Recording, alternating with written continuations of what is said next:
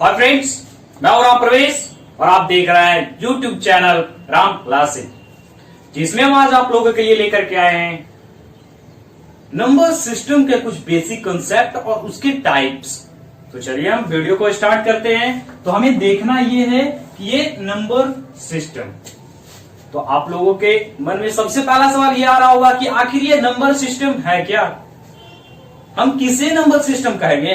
तो मेरे प्यारे बच्चों, टेंशन बिल्कुल नहीं लेना है, हम एक एक करके सारे कॉन्सेप्ट बताएंगे। सबसे पहले हम इसको बता देते हैं कि ये नंबर सिस्टम है क्या। तो मेरे प्यारे बच्चों, नंबर सिस्टम दो वर्ड से मिलकर के बना हुआ है। जैसा आप देख सकते हैं, पहला वर्ड हमारा होता है नंबर और दूसरा होता है सिस्टम। तो अब हमें जानना है कि ये नंबर क्या है और ये सिस्टम क्या है। ओके, तो टेंशन नहीं है, सबसे पहले हम नंबर को बता लेते हैं। तो नंबर आप कैसे लिखते हो, चलिए हम लिख लेते हैं 5 4 3 2। ये हमारा क्या लिखा गया, नंबर लिखा गया कि नहीं, 5432 ये हमारा नंबर हो गया। तो आखिर ये लिखाया कैसे, हमने क्या किया, 5 4 3 2 ये सारे डिजिट को हमने क्या किया है, कंबाइंड फॉर्म में लिख दिया।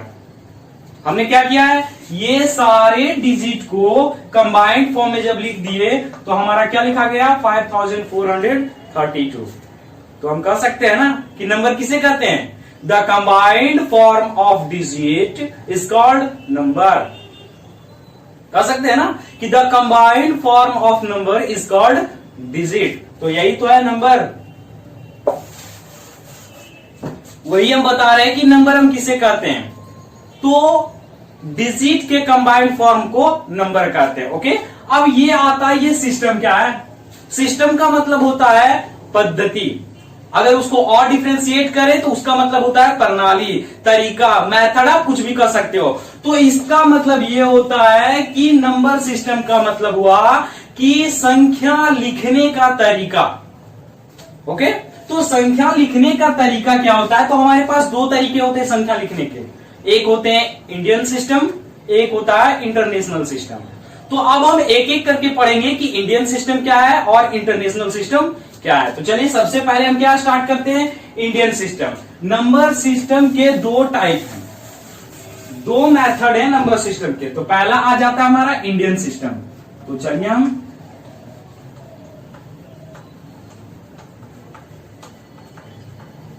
हमें पढ़ना है इंडियन सिस्टम, जिसे कहते हैं भारतीय प्रणाली।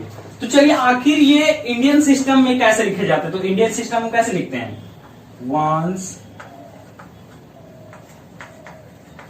Tense, hundreds,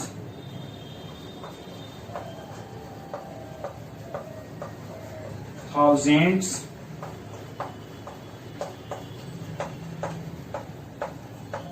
ten thousands, lakhs, 10 lakhs, crore, 10 crore. तो इस तरीके से और लिखे जाते हैं। तो ये होता है लिखने का इंडियन सिस्टम का तरीका। क्या लिखा हुआ, ones, tens, hundreds, thousands, 10,000, lakhs, 10 lakhs, crore, 10 crore और भी होते हैं। इस तरीके से हम इंडियन सिस्टम को लिखते हैं। तो आखिर ये इंडियन सिस्टम है। तो अब हमें देखना क्या है, इंटरनेशनल सिस्टम। हमारे पूरे इंडिया में इंडियन सिस्टम का ही वैल्यू होता है। जैसे ही हम आउट ऑफ कंट्री चलते हैं तो वहां पे इंडियन सिस्टम नहीं चलता है, क्या चलता है, इंटरनेशनल सिस्टम, जो कि आगे हम बताने जा रहे हैं। तो मेरे प्यारे बच्चों, वो तो हम बताएंगे ही, लेकिन इसका कुछ फैक्ट है वो आप ध्यान से देखोगे। तो यहां देखो, वंस, टेंस, हंड्रेड्स, ये तीन के तीन अलग है। सेम वंस, टेंस, 100 हमारा आएगा इंटरनेशनल सिस्टम में भी। ओके, उसके बाद आप देख सकते हो 1000 और 10,000। ओके, दो है। उसके बाद लैक्स और 10 लैक्स, ये दो है। करोड़ और 10 करोड़, ये दो है। मतलब बदल रहा है कैसे, ये पहला 3 तो सारा डिफरेंस है, उसके बाद 2 सेम है, फिर 2 सेम है, फिर 2 सेम यूनिट वाला आ रहा है। ओके, तो आखिर इसका यूज हम कैसे करेंगे। तो मान लेते हैं कोई संख्या दे देगा आपको, क्या दे देगा, 54329 अब आपको कहेगा ये संख्या को आप इंडियन सिस्टम में लिख करके बताइए, तो आप कैसे लिखोगे? ये क्या लिखा हुआ है? ये सिर्फ नंबर लिखा हुआ, हमें लिखना का तरीका आप सीखना है, कैसे? इंडियन सिस्टम में और इंटरनेशनल सिस्टम में। तो इसे कह रहा है कि आप इसे इंडियन सिस्टम में लिख करके हमें बताओ। तो मेरे प्यारे बच्चों, लिखने का क्या तरीका है? सिर्फ हमें कॉमा लगाना है। तो कितने डिजिट के बाद हम कॉमा लगाएंगे, यहां से सीखते हैं। तो आप देख सकते हो कि पहले 3 अंक पे, तो पहला कॉमा कहां लगेगा? 3 अंक पे। तो 1 2 3, यहां एक कॉमा लग गया। अब कितना अंक पे लगेगा? उसके बाद देखिए तो कौन कितना डिजिट सेम है? 2 अंक। 2 है कि नहीं? 1000 10,000 जिसका यूनिट हमें सेम मिल रहा है। तो फिर क्या करेंगे? इसके बाद 1 और 2 यहां पे क्या करेंगे? कॉमा लगा देंगे। अब तो कोई संख्या है ही नहीं तो लगेगा नहीं, अगर रहता तो फिर 2 डिजिट के बाद लगता कॉमा। तो इस तरीके से हम क्या लिखे हैं? 5 4 3 2 9 4, ये हमारा लिखा गया इंडियन सिस्टम। आखिर ऐसे भी तो क्वेश्चन दे सकता है, ये आपको क्वेश्चन दे देगा और पहचानने के लिए कहेगा identify the numbers of system, there are written Indian system otherwise international system. आपसे पूछा जाएगा ये नंबर दे करके कि ये कौन से सिस्टम में लिखा गया है, इंडियन सिस्टम में लिखा गया है या इंटरनेशनल सिस्टम में। तो हमें देखना ये है, पहचानना ये है कि पहला तो इंटरनेशनल सिस्टम और इंडियन सिस्टम दोनों में ही 3 डिजिट के बाद क्या लिखे रहेंगे? कॉमा लिखे रहेंगे। लेकिन अगर इंडियन सिस्टम है तो उसके बाद 2 डिजिट के बाद कॉमा आएगा, लेकिन अगर इंटरनेशनल सिस्टम है तो उसमें 3 डिजिट के बाद आएंगे। तो लेकिन अभी हम पढ़ रहे हैं इंडियन सिस्टम, तो इंडियन सिस्टम की बात करते हैं। तो 294 के बाद क्या होगा? डेसिमल सॉरी कॉमा हो जाएगा, और फिर 34 के बाद कॉमा हो जाएगा। अगर संख्या रहता तो फिर 2 डिजिट के बाद क्या होगा? कॉमा पड़ता रहेगा। ओके मेरे प्यारे बच्चों, तो ये थे इंडियन सिस्टम। अब हमें फिर से देखना है इंटरनेशनल सिस्टम।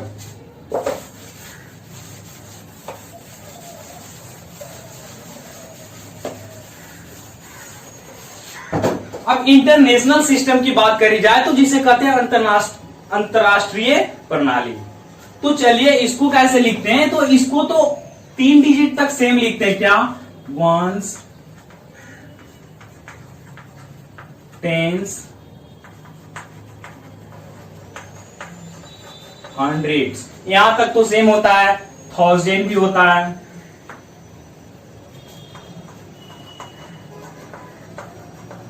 1000 10,000, उसके बाद होता है 100,000,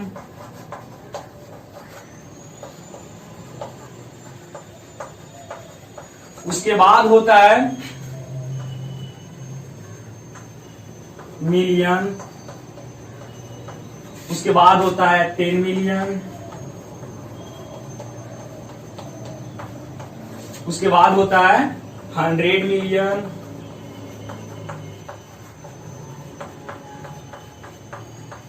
उसके बाद होता है बिलियन, उसके बाद होता है 10 बिलियन, उसके बाद होता है 100 बिलियन।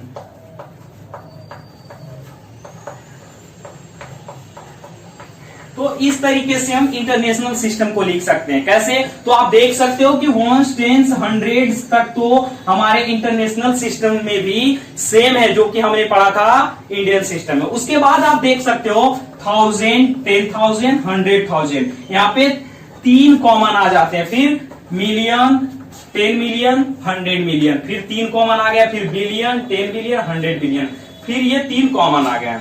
तो आपको लिखना कैसे? तो फिर से एक नंबर हम ले लेते हैं 4329619। क्या करना है? अब इसे क्या करना है? इंटरनेशनल सिस्टम में लिखना है। तो ये नंबर दिया हुआ, इसे इंटरनेशनल सिस्टम में कैसे लिखेंगे? तो फिर से सबसे पहले तो 3 डिजिट के बाद कॉमा लगाएंगे, तो 1 2 3, यहां कॉमा लग गया। अब कितना डिजिट के बाद? जितना कॉमन है उतना, तो 1000 1000 1000, कितना? 3। तो फिर क्या करेंगे? 1 2 3 अंक के बाद डिजिट लगाएंगे। अगर इसके आगे फिर कोई संख्या रहता तो फिर क्या करते हैं? हम 3 डिजिट के बाद कॉमा लगाते। तो मेरे प्यारे बच्चों, ये तो बेसिक थे। इसके आगे हम बहुत सारे नंबर्स के टाइप्स बताने वाले हैं, जैसे कि natural number, whole number, even number, odd number, ये सारे तरीके इसके बाद हम बताएंगे। ये तो हमने पीछे का बता दिया इसलिए क्योंकि जो बच्चे नहीं जानते हैं वो काउंट करने के लिए जान जाएंगे कि 1 10 100 1000 ये होते हैं। ओके, तो ये थे सिस्टम। अब हमें चलना है मेन नंबर सिस्टम पे, जो हमें जानना बहुत ही जरूरी होता है। ओके, तो उसके लिए सबसे पहले हमें देखना ये है कि सबसे पहला जो नंबर आता है वो हमारा आता है नेचुरल नंबर।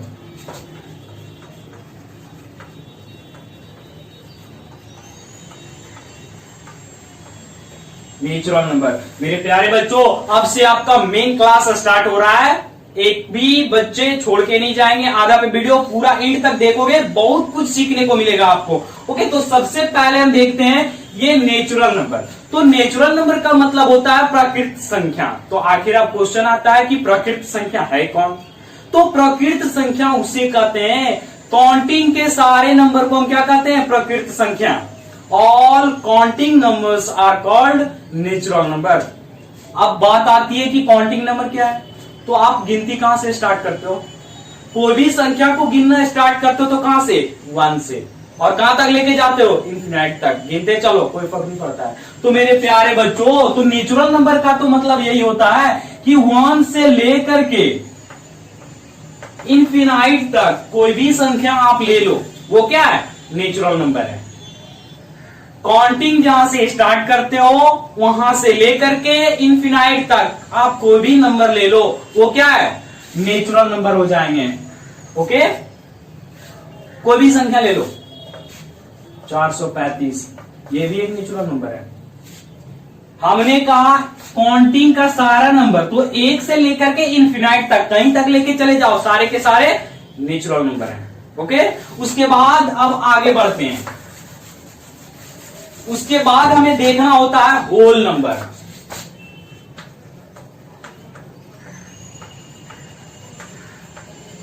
अब होल नंबर का क्या मतलब होता है? होल नंबर का मतलब होता है पूर्णांक संख्या। क्या होता है? पूर्णांक, होल नंबर। तो कहा जा रहा है 0 प्लस काउंटिंग नंबर। क्या? 0 plus counting number.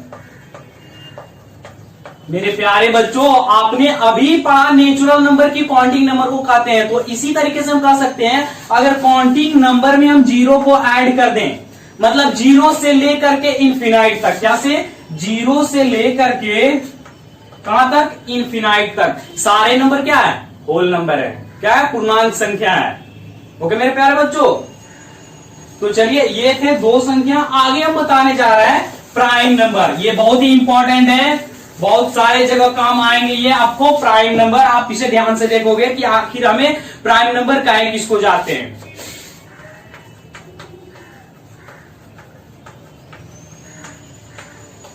Prime number का मतलब होता है अभाज्य संख्या। ये बहुत ही अच्छा है, आप इसे ध्यान से देखोगे तो समझ में आएगा कि आखिर ये प्राइम नंबर है क्या। बहुत जगह काम आता है इसका। तो ये प्राइम नंबर मतलब क्या होता है? तो प्राइम नंबर का मतलब अभी हमने बताया कि अभाज्य संख्या होता है। तो ये अभाज्य संख्या है क्या? तो कहा जाता है कि the number which are divisible by 1 and itself. वैसी संख्या जो केवल और केवल 1 से और केवल अपने आप से कटता हो, वैसे संख्या को हम क्या कहेंगे? प्राइम नंबर कहे जाते हैं। ओके, तो कैसे? तो प्राइम नंबर क्या? लिखो तो। कहा जाता है सबसे छोटी प्राइम नंबर जो होती है 2 होती है। 2, 3, 5, 7, 11, 13, 17, इस तरीके से इन्फिनाइट तक आप जाओगे तो देख सकते हो कि 2 क्या है? केवल 1 से कट रहा है और अपने आप 2 से कट रहा है। 3 क्या है? 1 से कट रहा है और अपने आप 3 से कट रहा है। 5 क्या है? 1 से और अपने आप 5 से कट रहा है। 7 भी 1 से कट रहा है और अपने आप 7 से कट रहा है। तो वही तो हमने कहा कि वैसी संख्या जो केवल 1 से और अपने आप से कटता हो, वह संख्या होता है प्राइम नंबर। ओके मेरे प्यारे बच्चों, तो आप देखते रहो वीडियो को। कोई भी संख्या मान लेते हैं, अब मान लेते हैं 23। तो 23 का कोई भी फैक्टर निकलेगा, क्या आएगा? केवल 1 आएगा और 23 आएगा। और कोई भी संख्या से डिवाइजिबल है? देख सकते हो आप, नहीं है। तो उसके बाद आगे हम देखते हैं, प्राइम के बाद एक संख्या आता है को प्राइम। क्या आता है? को प्राइम, जिसे कहते हैं सह अभाज्य संख्या। कोप्राइम।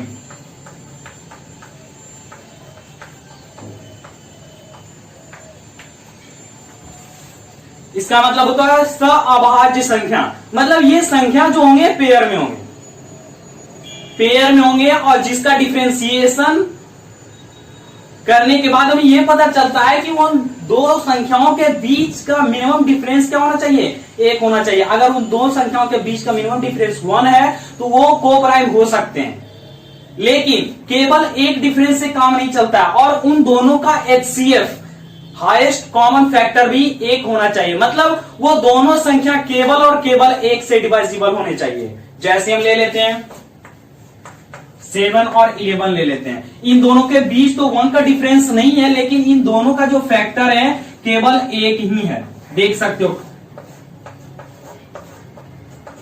हमने कहा था हाईएस्ट कॉमन फैक्टर जो है हमारा क्या है, 1 होना चाहिए, तो ये 7 और 11 क्या है, कोप्राइम नंबर है। अगर आप बात करें 13 और 11 की, तो ये भी एक कोप्राइम नंबर है। क्यों? क्योंकि इसका जो फैक्टर्स आएगा 1 और 13 आएगा, और इसका जो फैक्टर आएगा 1 और 11। अब इसमें कॉमन फैक्टर क्या हो जाएगा, 1 हो जाएगा। तो हमने बताया है कि कोप्राइम नंबर के जो हाईएस्ट कॉमन फैक्टर HCF होते हैं वो 1 होनी चाहिए, तो वह हमें कह सकते हैं कि वो संख्या क्या है, कोप्राइम संख्या है। ओके, कोप्राइम नंबर है। जिन बच्चों ने मेरा फैक्टर का क्लास नहीं देखा हो वो प्लीज क्या करो, डिस्क्रिप्शन में लिंक दिया हुआ है, वहां से आप फैक्टर एंड मल्टीपल्स का क्लास देख सकते हो। ओके मेरे प्यारे बच्चों, तो आगे हम बढ़ते हैं, अब कंपोजिट नंबर पे आते हैं। इसके बाद हम बताने जा रहे हैं इवन और ऑड, जो कि बहुत ही इंपॉर्टेंट है। तो प्लीज क्या करो, आप एंड तक देखते रहो वीडियो को। अभी हम देखते हैं कंपोजिट नंबर।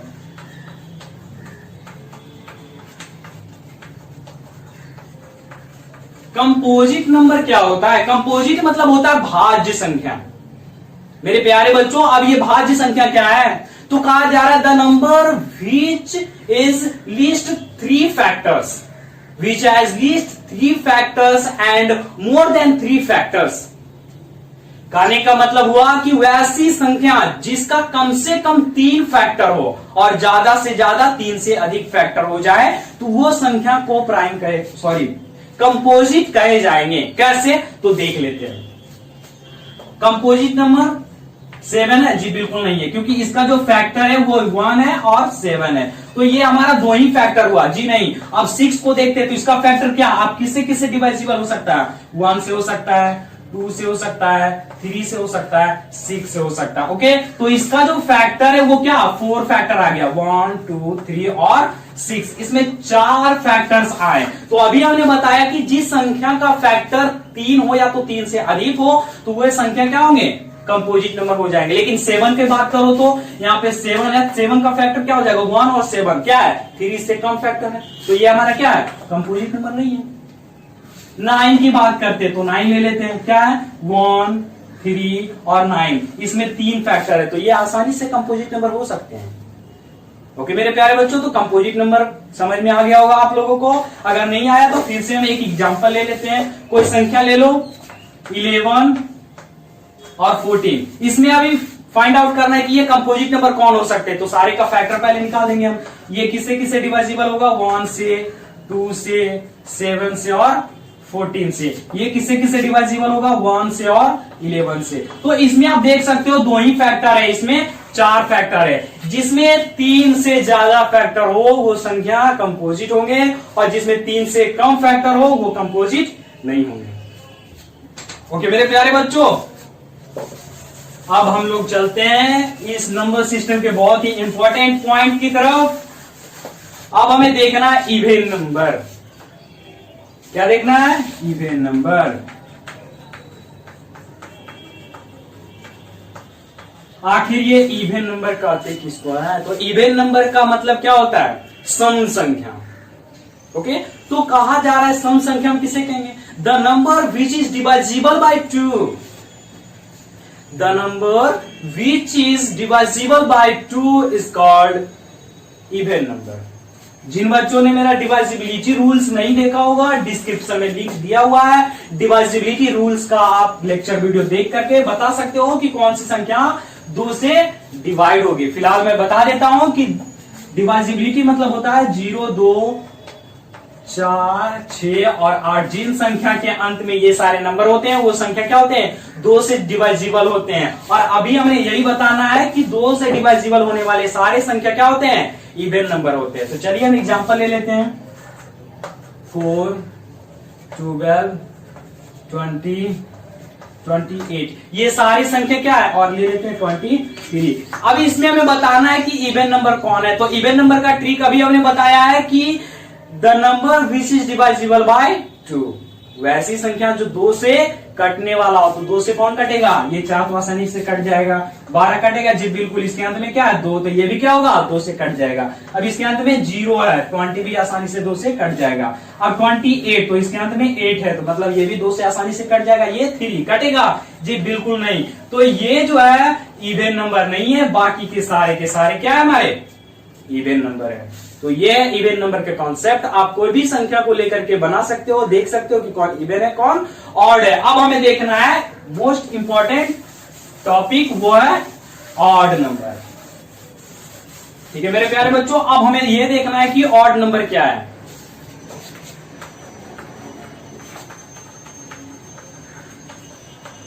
तो ऑड नंबर का मतलब होता है विषम संख्या। तो अब विषम संख्या कौन होगी भाई, तो वो ऐसी संख्या जो 2 से नहीं कटता हो।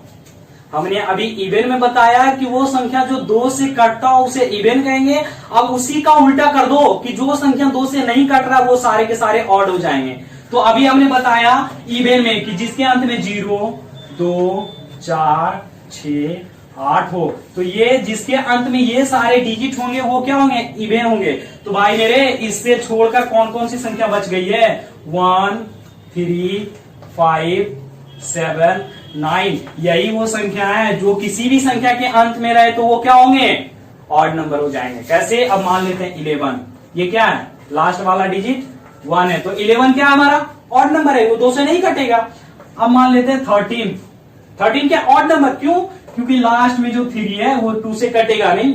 अब मान लेते हैं 25 ले लो, तो 25 2 से कटेगा जी बिल्कुल नहीं। तो अभी यही तो तरीका है कि जो 2 से नहीं कटता है वो ऑड नंबर होते हैं। तो ऑड नंबर का क्या ट्रिक है कि जो संख्या के लास्ट में 1, 3, 5, 7 और 9 रहे वो सारे संख्या क्या होंगे, ऑड हो जाएंगे। और जिसके अंत में 0, 2, 4, 6, 8 रहे वो सारे संख्या क्या होंगे, इवन हो जाएंगे। ओके मेरे प्यारे बच्चों, तो ये थे आज के कॉन्सेप्ट नंबर सिस्टम के। कैसे लगे आप लोग सारे बच्चे कमेंट में जरूर बताएंगे और ज्यादा से ज्यादा शेयर करोगे ताकि इसका लाभ अगले विद्यार्थी स्टूडेंट्स को मिल सके। ओके मेरे प्यारे बच्चों।